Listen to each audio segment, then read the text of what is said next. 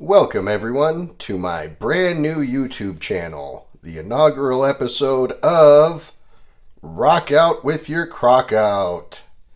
So this is going to be a channel hopefully based mostly on simple dump and go recipes. For those days where you want food that's halfway decent but you really don't care about life that day. So anyway, today's episode will feature one of the easiest recipes I've ever made, but it is a household favorite. So, first off, you will need your 4-quart slow cooker. We'll go ahead and move this out of the way, and we will show you very simple ingredients. First ingredient, 2 cans of pie filling, 1 box of cake mix, and a single stick of butter. Salted, unsalted, really doesn't matter. But first things first, we're going to go ahead and toss this butter in the freezer real fast. I'll explain why in a minute. It'll only be in there for a couple minutes. But this recipe here, I found online. It was a quote-unquote peach cobbler. I've come across a lot of different recipes, but this is what makes this one so great, is its versatility. Today I am using apple and butter recipe yellow as far as the cake mix goes. But you can mix this up. There is blueberry, peach, apple, cherry, strawberry. I've seen this recipe done with just the fruit in heavy syrup instead of pie filling. So you could do fruit cocktail, pear, whatever. Cake mix, again, yellow, white, chocolate. I have not tried angel food. I don't know how that would turn out, so that's the only one I've avoided. This version with cherry pie filling and a chocolate cake is very, very bomb. But today, like I said, we're doing apple pie filling, butter recipe yellow cake mix in the 4-quart slow cooker. So let's go ahead, get this tripod rearranged, get the crock pot all set up, and I will show you how very easy this is. Alright, we've got our slow cooker all set up here. So first things first, what we do is we go ahead and add our 2 cans of pie filling.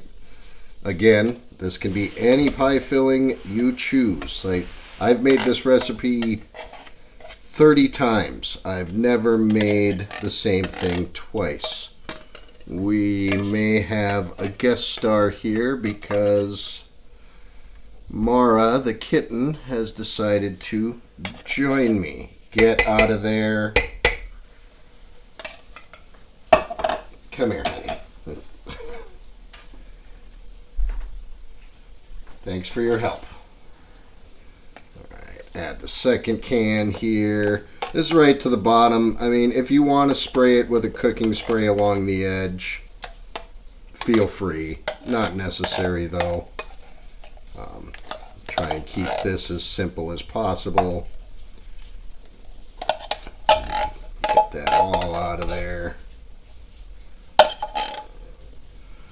Alright, so then you just kind of smooth that down, create a flat surface. Doesn't have to be perfect. Alright, we got that. Then next, go ahead and just dump our cake mix on top of that. Try and be a little level. It's going to be interesting how this turns out because it says it's a yellow cake, but this mix is very, very white. But again, we're not looking for color. We're not looking for presentation. We're looking for quick, easy, and really good. So ahead and we got that in there. Go ahead and Level that off. Again, doesn't have to be perfect. Now, I said a couple of minutes ago that I was going to shove the butter in the freezer while I talked about this. And the reason I did that, you don't want it frozen, but you do want it as firm as you can get it. Because what we're going to do now is go ahead and retrieve that butter out of the freezer. Then you go ahead and you open this up.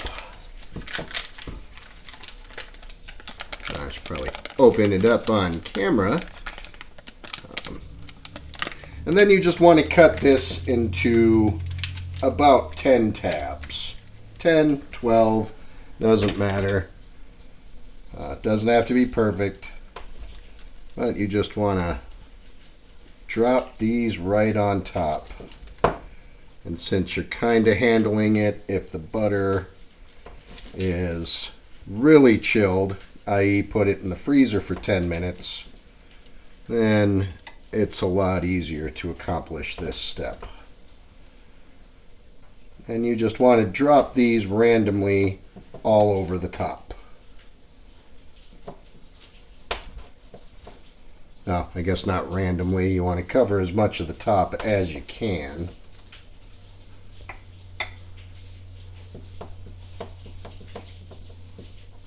Now I will explain later on during the next segment of this video why this needs to be done in the morning. Right now it is 11:30 Sunday morning.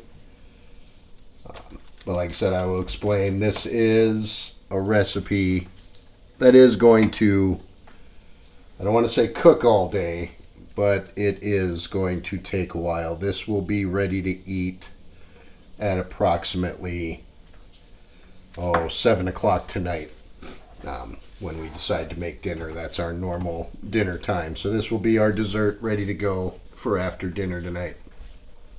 But that's it. That is it. There you have it.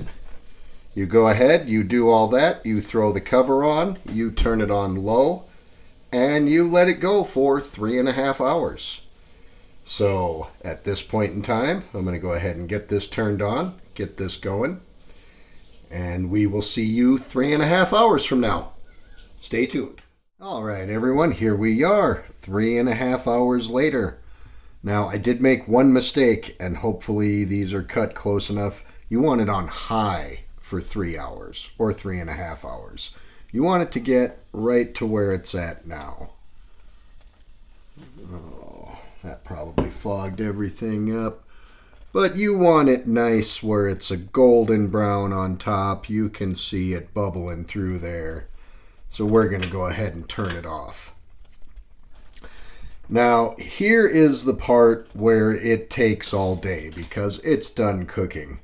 Now, I disagree with the online recipes. They say this is it right here. Scoop it up, add a scoop of ice cream to it, serve, it's done. Personally, I do not like the consistency of the cake when this dish is hot or even warm. So what I'm going to do now is I'm going to go grab my oven mitts, take out just the black, and I'm going to go set it on one of my stove burners. Kind of use it as a cooling rack.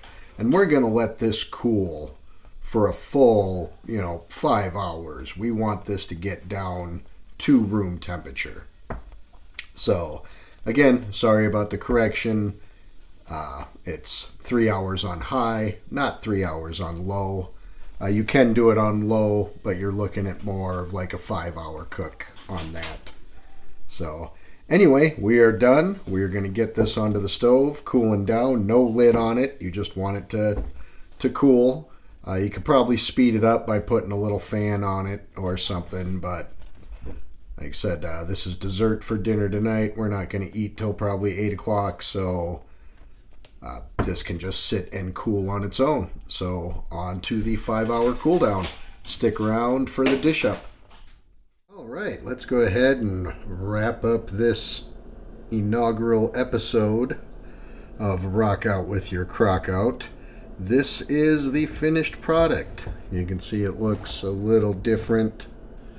It's shrunk down a little bit until some of the edges are a little crusty now, a little crisp. That's how I enjoy it. So, go ahead and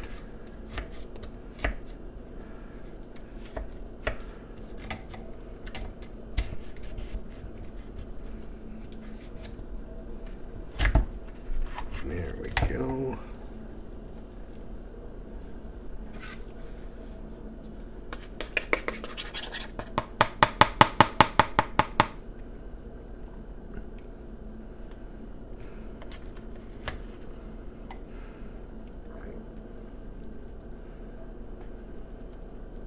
Now the internet says to go ahead and pair this up with some vanilla ice cream, but honestly, it's good enough just on its own.